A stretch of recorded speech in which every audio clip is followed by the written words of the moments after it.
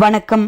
ஐயா சு. வெங்கடேசன் அவர்கள் எழுதிய வீரயுக நாயகன் வேல்பாரி பகுதி 92. காரிக்கொம்போசை மேலெழும்போது நடுப்பகல் கடந்திருந்தது.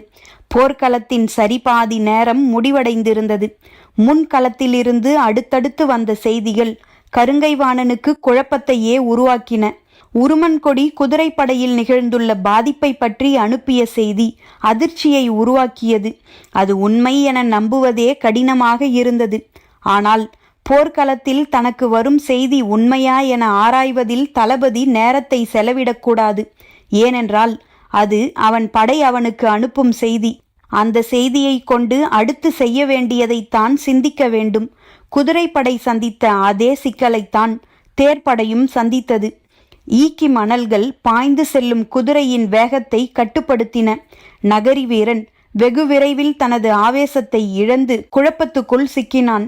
பரம்பின் தரப்பில் கூழையனின் தாக்குதல் வேகம் நேரம் ஆக ஆக அதிகரிக்கத் தொடங்கியது.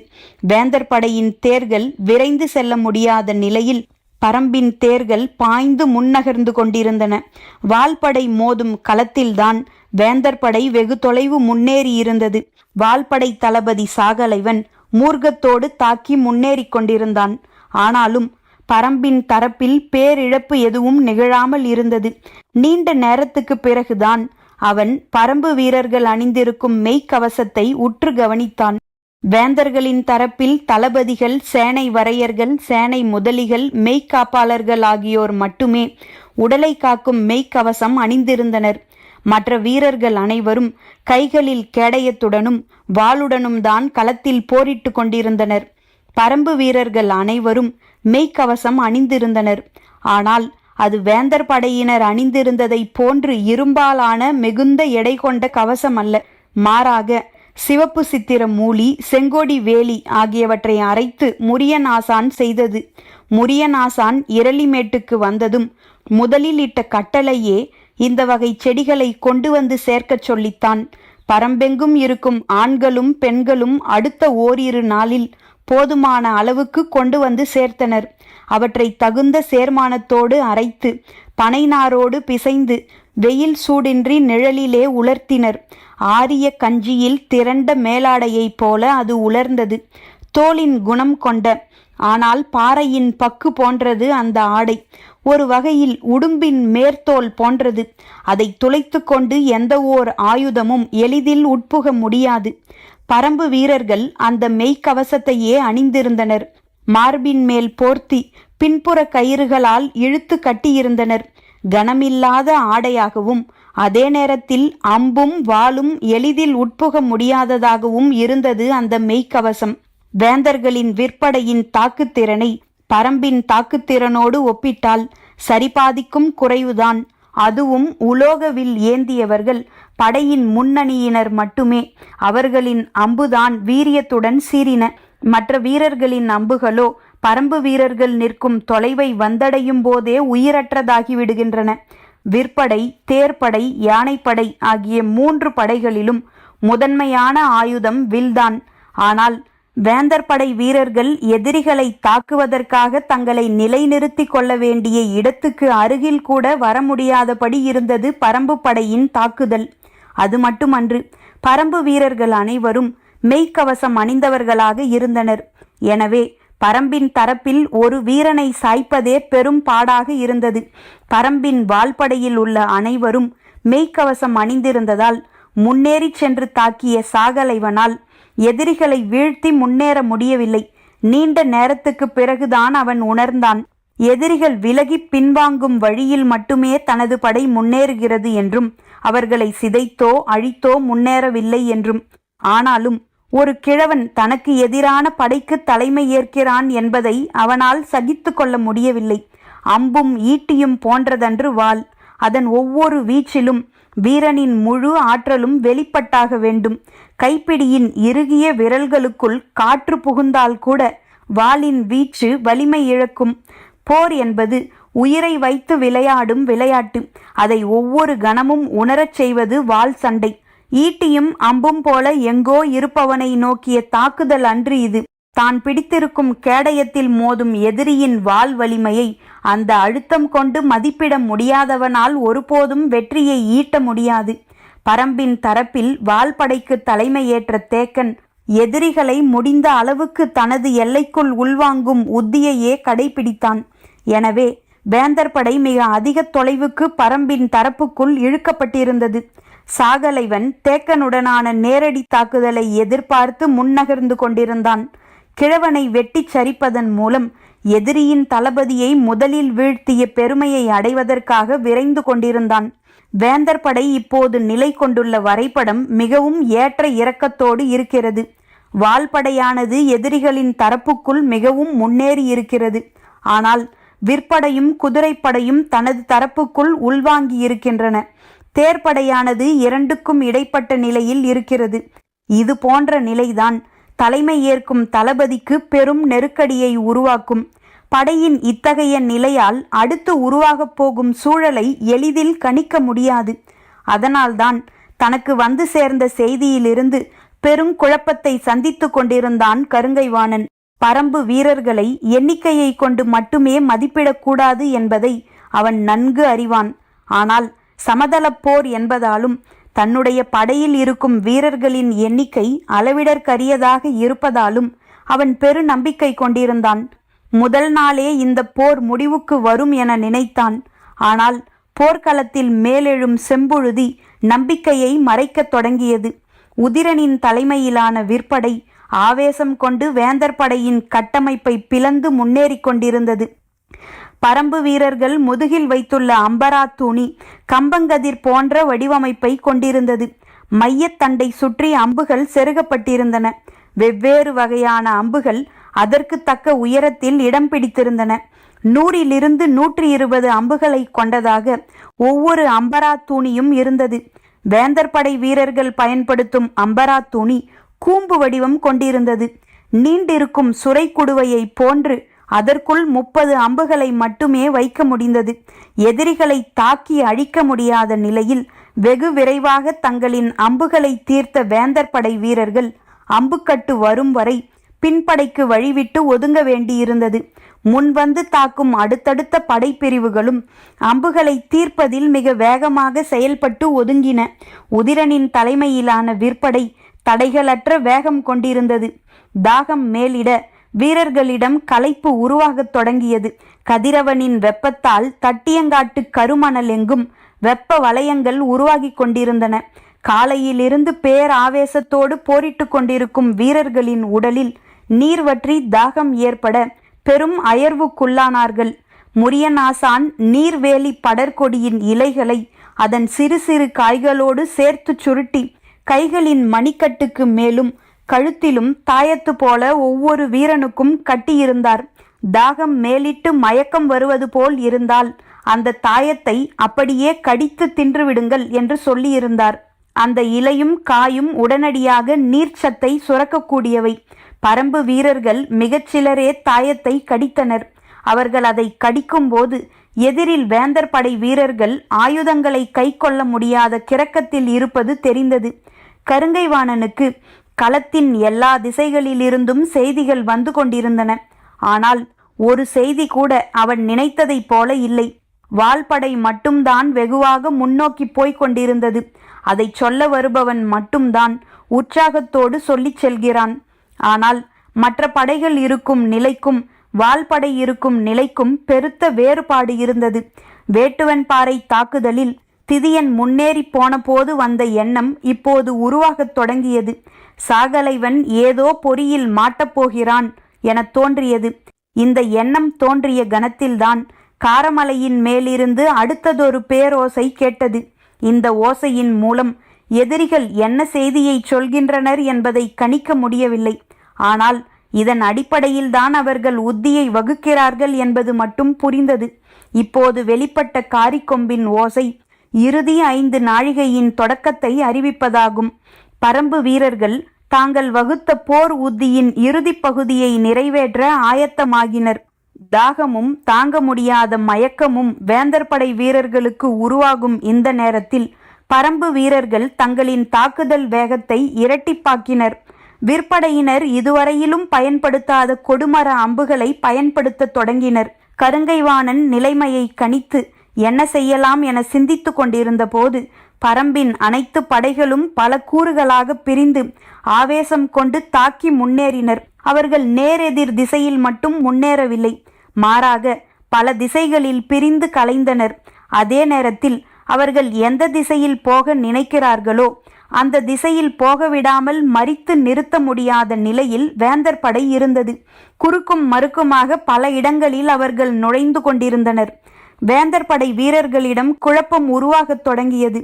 என்ன நடக்கிறது என்பது புரிபடாததாக இருந்தது. முதல் நிலை படையில் இருந்த வீரர்களுக்கு உடனடியாக அம்புக்கட்டு தேவைப்பட்டது. அவர்களுக்காக ஆயுதவாரியின் உத்தரவின் பேரில் யானை ஒன்று அம்புக்கட்டை ஏந்தி முதல் நிலை படைக்குள் நுழைந்தது. எங்கும் கூச்சலும் மோதலின் பேரோசையுமாக இருந்தது. கருங்கைவாணன் சாகலைவனுக்கு உத்தரவு அனுப்பினான். தொடர்ந்து முன்னோக்கி செல்லாதே என்று. அவன் சொல்லிய செய்தியை கொண்டு சென்றான் வீரன் ஒருவன். நீண்ட நேரமாக குதிரைப்படையின் தளபதி உருமன் கொடியிடம் இருந்து எந்த செய்தியும் இல்லையே என சிந்தித்தான் கருங்கைவாணன். அந்த எண்ணம் தோன்றிய போதுதான் ஆயுதக்கட்டை கொண்டு வந்த யானையின் பிளிரல் போர்க்களம் முழுவதும் எதிரொலித்தது. சட்டென பின்புறம் திரும்பி பார்த்தான் கருங்கைவாணன். முடியன் எறிந்த மூவிலை வேல் யானையின் செவிப்புறத்தின் இறங்கு குழியில் குத்தி இறங்கியது. போர்க்களம் முழுவதும் எதிரொலித்தது யானையின் பிளிரல். தேரில் நின்றபடியே அடுத்த மூவிலை வேலை கையில் எடுத்தான் முடியன். அதை எறிவதற்குள் முடியனை தாக்க வேண்டும் என நினைத்த கருங்கைவாணன் தன்னிடம் இருந்த வில்லில் நான் ஏற்றிய போது மத்தகத்தின் இடது முனையில் குத்தி உள்ளிறங்கியது அடுத்த மூவிலை வேல். கல்லூசிகளும் எக்கூசிகளும் பன்றியின் முன்கொம்பால் செய்யப்பட்ட நீள் ஊசியும் கொண்ட பரம்பின் தனித்துவமான ஆயுதம் மூவிலை வேல். 3 திசைகளில் விரிந்திருக்க குத்துப்பட்ட வேகத்தில் யானை வெறிகொண்டு கழுத்தை மறுத்து அசைக்க வேலின் கூர்முனை துளைத்து உட்சென்று கொண்டிருந்தது. ஏதோ நடக்கப் போகிறது என கருங்கைவாணன் நினைத்த போது அம்புக்கட்டுகளை பிரித்து கொடுப்பதற்காக யானையின் மேலேயும் பக்கவாட்டிலும் நின்றிருந்த 12 வீரர்கள் தூக்கி வீசப்பட்டனர். யானையின் பிளிரலை விஞ்சியது வீசப்பட்ட வீரர்களின் ஓலம். கீழே விழுந்தெழுந்த பாகன் ஒருவன் குத்தப்பட்டிருந்த ஈட்டியை பிடுங்க முயன்றான். அப்போதுதான் அந்த பயங்கரம் அரங்கேறத் தொடங்கியது. மூவிலை வேலின் வடிவமைப்பே எதிரெதிர் திசையில் உள்நுழைந்து செருகி கிடப்பதுதான். இப்போது அதை இழுக்க நினைத்தால் ஒரு திசையில் இருக்கும் கூர்முனை வெளிவர மற்ற 2 திசைகளில் இருக்கும் கூர்முனைகள் அழுத்தி உள்நுழையும். எக்கூசியும் கல்லூசியும் பன்றிக்கொம்பு இருக்கும் கூர் ஊசியும் மத்தகத்தின் இடது சப்பைக்குள் கிழித்திறங்க யானை வெறிகொண்டு சுழற்றியது துதிக்கையை. வேந்தர் படை வீரர்களுக்கு நடுவே நின்றிருந்த அதன் தாக்குதல் கன நேரத்துக்குள் பன்மடங்கு ஆவேசமடைந்தது.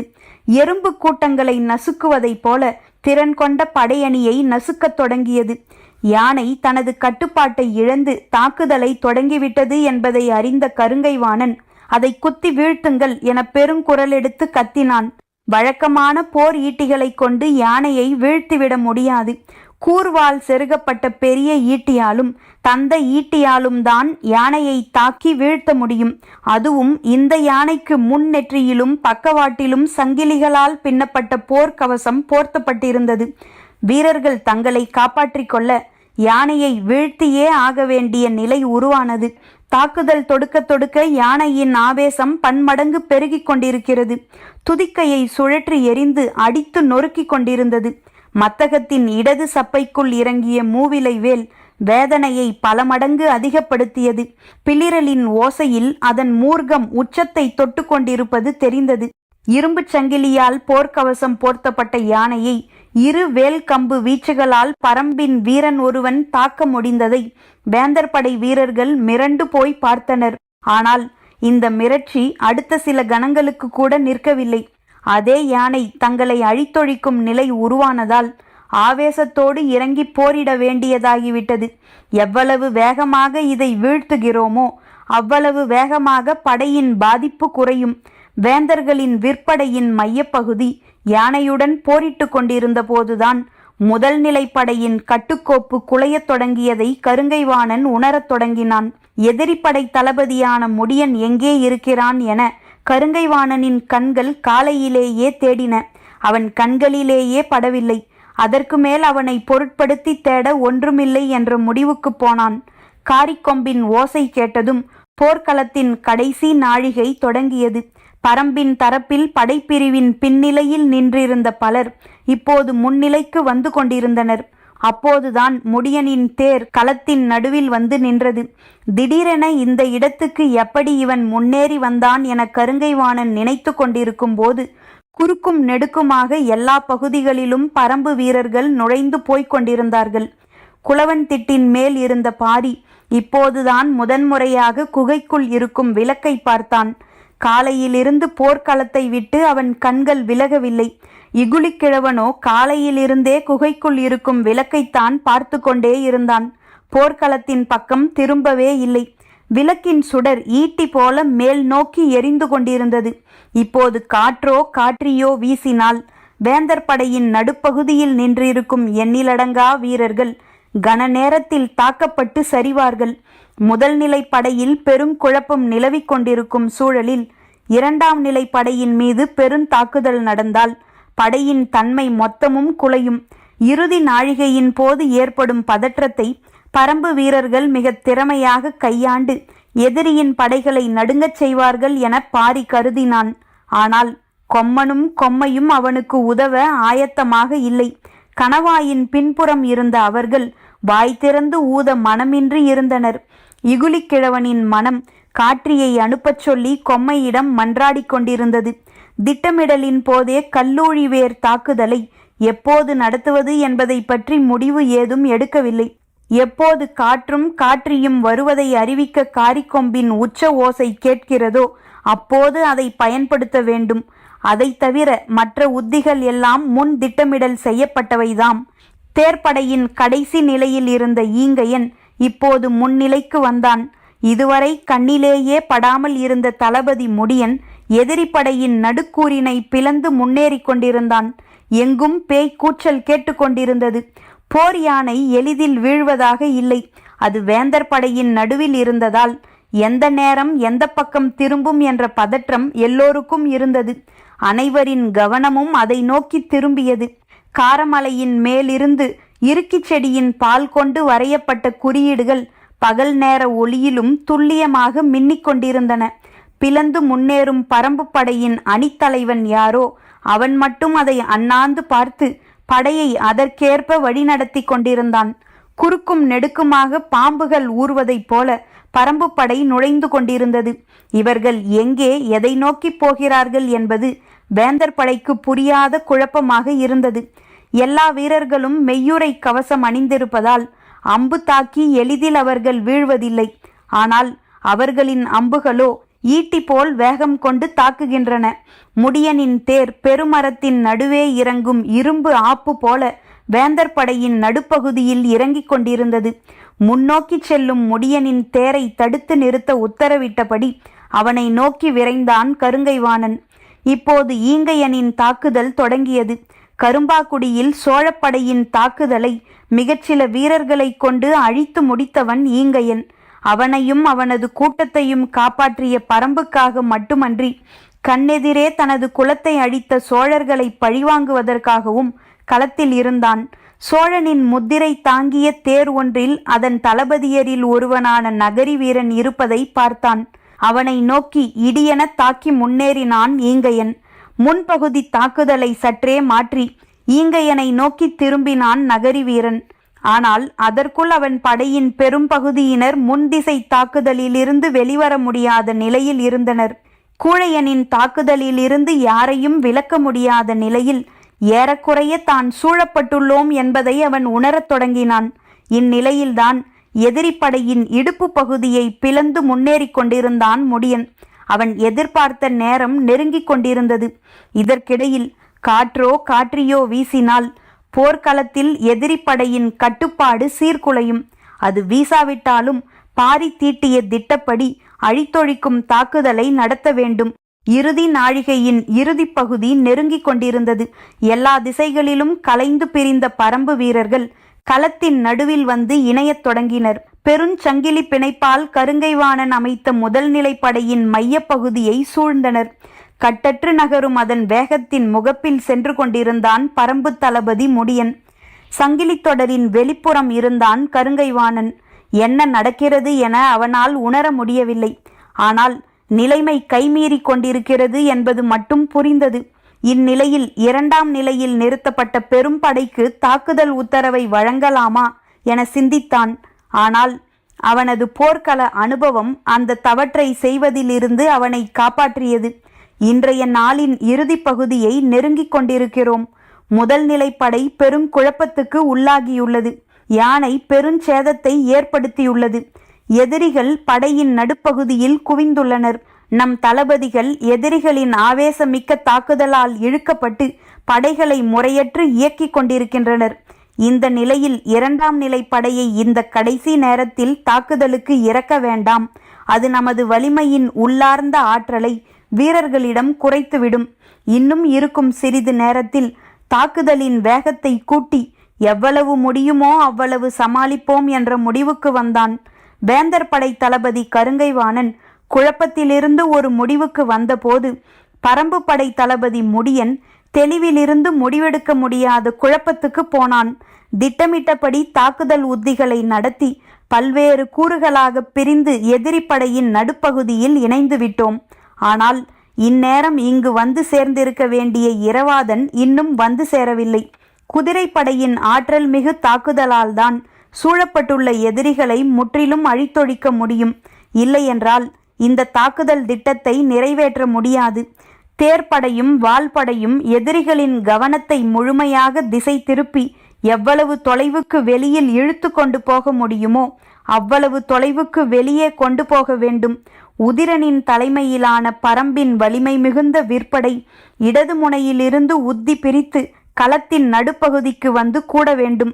அந்த நேரத்தில் களத்தின் இடது முனையிலிருந்து இரவாதன் தலைமையிலான குதிரைப்படை நடுவில் நிற்கும் விற்படையோடு இணைய வேண்டும். அப்போது இடையில் சிக்கியிருக்கும் எதிரிகளின் படையை முழு முற்றாக அழித்தொழிக்க வேண்டும் என்பதுதான் வகுக்கப்பட்ட திட்டம். இந்த திட்டத்தில் கணிக்க முடியாதது காற்றின் வீச்சு மட்டுமே. அது எந்த கணத்தில் நிகழ்கிறதோ அந்த கணத்தில் அதற்கேற்ப முன்னோக்கி தாக்கும் உத்தியை செயல்படுத்துவது என முடிவெடுக்கப்பட்டது. முன்முடிவின்படி பரம்பு வீரர்கள் அனைத்தையும் மிக சிறப்பாக செய்து முடித்தனர். ஆனால் இரவாதனின் தலைமையிலான குதிரைப்படை மட்டும் முடியன் நிலை கொண்டுள்ள நடுப்பகுதிக்கு வந்து சேரவில்லை. தொலைவில் அவனது படை குறிப்புக்கான பதாகையும் கண்ணில் தெரியவில்லை. தாக்குதலுக்கான உத்தரவை பிறப்பிப்பதா அல்லது காலம் தாழ்த்துவதா என்ற குழப்பத்தில் சிக்கினான் முடியன். திட்டமிட்டபடி முடியன் நிலை கொண்டுள்ள நடுப்பகுதிக்கு தன்னால் போய் சேர முடியாது என்ற முடிவுக்கு வந்தான் இரவாதன். பரம்பின் குதிரைப்படைதான் எதிரிகளை பேரழிவுக்கு உள்ளாக்கியுள்ளது. காலையிலிருந்து அதன் வேகம் உருமன் கொடியை நிலைகுலைய வைத்து தற்காப்பு நிலைக்கு தள்ளியது. ஆனாலும் நடுப்பகலுக்கு பிறகு மனிதர்களால் எப்படி இந்த நிலத்தின் வெக்கையை நீரின்றி பொறுத்து கொள்ள முடியவில்லையோ அதே சிக்கலை குதிரைகளும் சந்தித்தன. இதற்கான மாற்று ஏற்பாடு எதுவும் செய்யப்படவில்லை. அதுவும் காலையிலிருந்து கனப்பொழுது கூட நிற்காமல் ஓடிய பரம்பின் குதிரைகள் காரிக்கொம்பின் 2ஆம் ஓசை கேட்டபோது மிகவும் களைத்து போயிருந்தன. இவ்வளவு களைத்திருக்கும் குதிரைகளை கொண்டு எதிரிகளின் குதிரைப்படையை பிளந்து உள்நுழைந்தால் நமது தரப்புக்கு இழப்பு அதிகமாகும் என கணித்த இரவாதன் வேறு வழியே இன்றி திட்டத்தை செயல்படுத்தும் முடிவை கைவிட்டான். கருங்கைவாணனோ எதிரிகளின் உத்திகளுக்குள் நமது முதல் நிலைப்படை கடுமையாக சிக்கிக் கொண்டது. இருக்கும் சிறிது நேரம் வரை பாதிப்பை குறைக்கும் உத்தியை மட்டும் கடைபிடிப்போம் என்ற நிலையை எடுத்தான். அப்போதுதான் நீல் சங்கின் ஓசை தென் மூலையில் கேட்டது. என்ன இது என்று பரம்பு தளபதிகளுக்கு புரியவில்லை. ஆனால் ஓசை கேட்ட கணம் திடுக்கிட்டு திரும்பினான் கருங்கைவாணன். அது தளபதி கொல்லப்பட்டு விட்டால் உடனடியாக தலைமை தளபதிக்கும் அரசனுக்கும் சொல்லும் குறிப்பு. தன் தளபதி ஒருவன் கொல்லப்பட்ட செய்தி ஒரு கணம் நடுக்குறச் செய்தது. உடனடியாக அந்த திசை நோக்கி குதிரையை விரைவுபடுத்தினான். கடைசி சில நாழிகையில் தளபதி கொல்லப்பட்டால் அந்த படையணி முழு முற்றாக அழிய அதிக நேரமாகாது. பாதிப்பை குறைக்க வேண்டும் என்ற வேகத்தோடு விரைந்தான் கருங்கைவாணன்.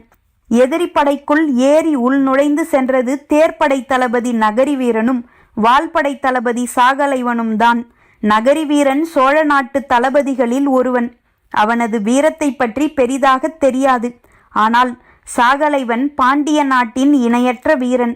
எனவே அவன் கொல்லப்பட்டிருக்க வாய்ப்பில்லை என நினைத்த போது கருங்கை வாணனின் கண் பார்வையின் தொலைவில் நகரி வீரன் போரிட்டு கொண்டிருப்பது தெரிந்தது. கருங்கை வாணனால் நம்ப முடியவில்லை.